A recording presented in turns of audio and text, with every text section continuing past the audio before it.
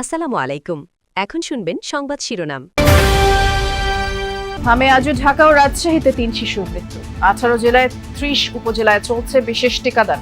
মন্ত্রী জানালেন বাড়বে এই কর্মসূচির পরিধি। পদ দখলমুক্ত করতে রাজধানীর সায়েন্স ল্যাব থেকে নিউ মার্কেট এলাকায় ডিএমপির উচ্ছেদ অভিযান।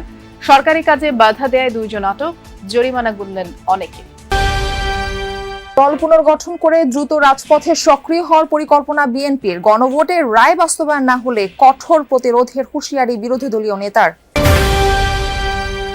রাজশাহীতে আটকে থাকা ৫টি ফ্লাইওভারের কাজ দ্রুত শেষ করার লক্ষ্য। চট্টগ্রামে ৭ বছরেও চালু হয়নি সিডিএর সল্ট গোলা শপিং মল। এতক্ষণ শুনছিলেন সংবাদ শিরোনাম, এখন শুনবেন বিস্তারিত সংবাদের আগে আমাদের যমুনা 24 টিভি চ্যানেলটিকে সাবস্ক্রাইব বা ফলো করে আমাদের সাথে থাকুন আর কমেন্ট করে জানান আপনি কোথা থেকে সংবাদ শুনছেন। হামের উপসর্গ নিয়ে গত ২৪ ঘন্টায় রাজশাহী মেডিকেলে আরও ২ শিশুর মৃত্যু হয়েছে। এদিকে রাজধানী টিএনসিসি হাসপাতালে সকালেও একজনের মৃত্যুর তথ্য নিশ্চিত করেছে কর্তৃপক্ষ, তবে শিশু কিনা তা এখনও নিশ্চিত নয়। গেল ৩ মাসে রাজশাহী মেডিকেলে হামের উপসর্গ নিয়ে ৪০ জনের মৃত্যু হলো। এদিকে রাজশাহী মেডিকেলে রোগটির উপসর্গ নিয়ে নতুনভাবে ভর্তি রয়েছে ১২৫ জন। গত ২৪ ঘন্টায় চিকিৎসা নিয়ে বাড়ি ফিরেছে ৩৬ জন। পাবনা, ময়মনসিংহ, বরিশাল, চাঁদপুর সহ দেশের বিভিন্ন জেলায় হাম আক্রান্তের সংখ্যা বেড়েই চলেছে। এতে অভিভাবকদের মাঝে আতঙ্ক ছড়িয়েছে।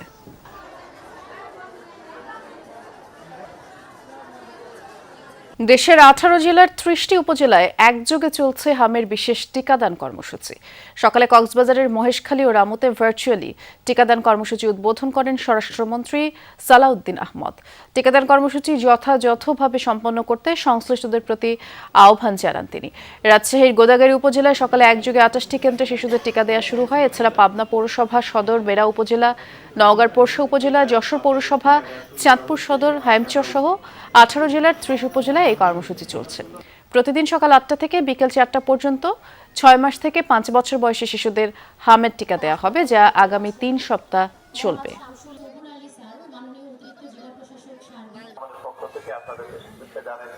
কালকে শুনলাম মাইকিরে যে টিকা দিবে, হামের টিকা, এই জন্য আসলাম। বাচ্চাটা আক্রান্ত হওয়ার আগেই এখানে আসছি যে বাচ্চা যাতে ভালো থাকে, সুস্থ থাকে। চারদিকে হামের যে প্রকোপটা হয়েছে এই জন্য আর এই টিকা দিয়ে আসছি। আমাদের জন্য অনেক উপকার হয়েছে, আশেপাশে অনেক উপদ্রব বাড়ছে।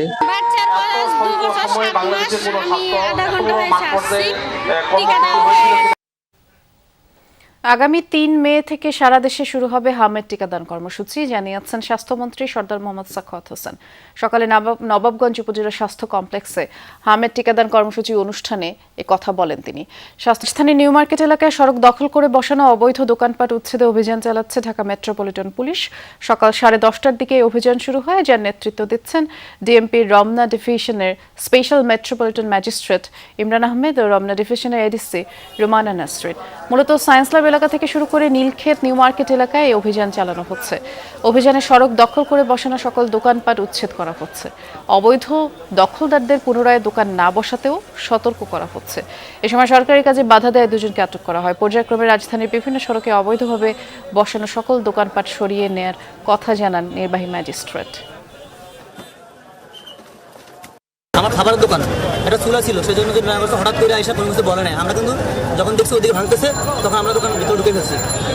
তারপরে আইসা 12 টাকা 10,000 জরিমানা করছে, কোনো কিছু না বলেই। এই অভিযানটি শুরু হয়েছে সকাল 10:30 নাগাদ নিউ মার্কেটের বিভিন্ন এরিয়া এবং সায়েন্স ল্যাব থেকে শুরু করে এখন এলিফ্যান্ট রোডে এই অভিযানটা চলমান রয়েছে। এই অভিযানে সড়কের 2 পাশে যে অবৈধ স্থাপনাগুলো আছে সেই স্থাপনাগুলো সরিয়ে দেওয়া হচ্ছে এবং এখানে যারা দোকান বসিয়েছেন তাদেরকে সতর্ক করা হচ্ছে এই উচ্ছেদ অভিযান শেষ হওয়ার পরে পরবর্তীতে যেন এই অভিযান এইখানে আর কেউ দোকানপাট না বসায়। সকাল 10:30টায় শুরু হয় এই অভিযানের নেতৃত্ব দিচ্ছেন রমনা ডিভিশনের special metropolitan magistrate Imran Ahmed এবং তার সাথে আছেন রমনা ডিভিশনের এডিসি ট্রাফিক রোমানা নাসরিন। সকালে শুরু হয় এই অভিযানে মূলত নিউ মার্কেটের যে ভেতরের অংশ সেখানে অভিযান পরিচালনা করা হয়েছে এবং নিউ মার্কেটের বাইরে চারিপাশে বিশেষ করে এলিফ্যান্ট রোড এবং সায়েন্স ল্যাব মোড় এবং টিচার্স ট্রেনিং সেন্টারের পাশ দিয়ে যে রোডটির ভিতরে প্রবেশ করছে সেখানে অভিযান চালানো হয়েছে।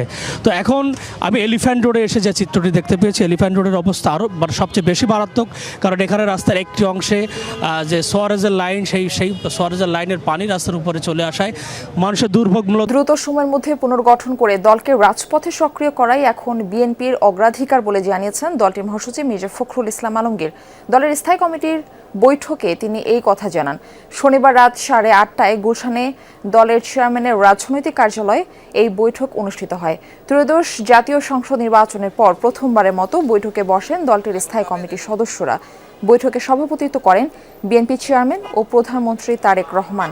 দলকে সাংগঠনিকভাবে গতিশীল করতে নির্বাচিত হয়ে সরকার গঠনের 47 দিনের কর্মসূচি নিয়ে আলোচনা করেন তারা। একই সাথে আগামী কয়েক মাসের মধ্যে কাউন্সিল আয়োজনের লক্ষ্য নির্ধারণ করেন তারা।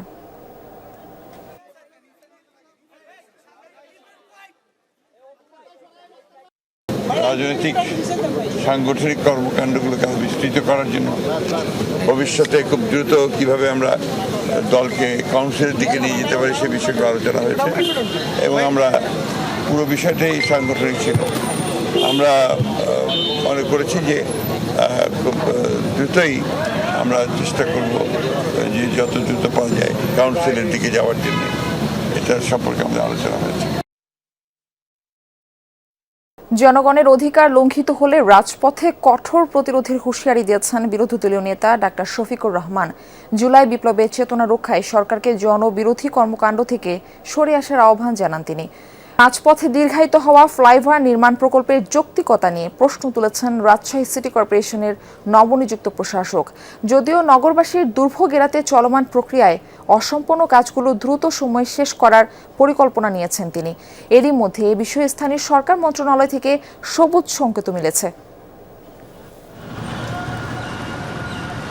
রাজশাহীতে নির্মাণাধীন 5টি ফ্লাইওভার এখন যেন ভোগান্তির অন্য নাম।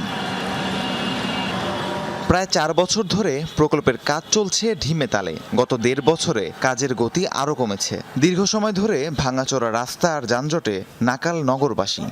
একটা ফ্লাইওভার করতে এত টাইম লাগে আমাদের ধরনের যে সংসার আছে, এই যে রাস্তাঘাটে যানজট বেঁধে গেছে, চলাফেরার অত্যন্ত সমস্যা। একবারে স্লো কাজ বন্ধ হচ্ছে এরকম। দ্রুত কাজ হলেও আমরা ভালো চাই, চলাফেরা সবসময় ভালো হবে। ফ্লাইওভারটা না হলেও চলতো এখানকার, এতে করে এখানে অনেক অ্যাক্সিডেন্টও ঘটছে। রাজশাহীতে যানজট কমানোর লক্ষ্যে 2019 সালে নগরীতে 7টি ফ্লাইওভার নির্মাণের সিদ্ধান্ত নেওয়া হয়। সমন্বিত নগর উন্নয়ন প্রকল্পের আওতায় 5টি ফ্লাইওভারের মোট নির্মাণ ব্যয় 494 কোটি টাকা। সিটি কর্পোরেশন বলছে প্রথম ফ্লাইওভারের কাজ শেষ হয়েছে 65%, দ্বিতীয়টির 70, তৃতীয়টির 80 এবং চতুর্থ ও পঞ্চমটির কাজ শেষ হয়েছে 30%। বিপুল অর্থের এই ফ্লাইওভার এত দ্রুত প্রয়োজন ছিল না বলে মনে করেন রাজশাহী সিটি কর্পোরেশন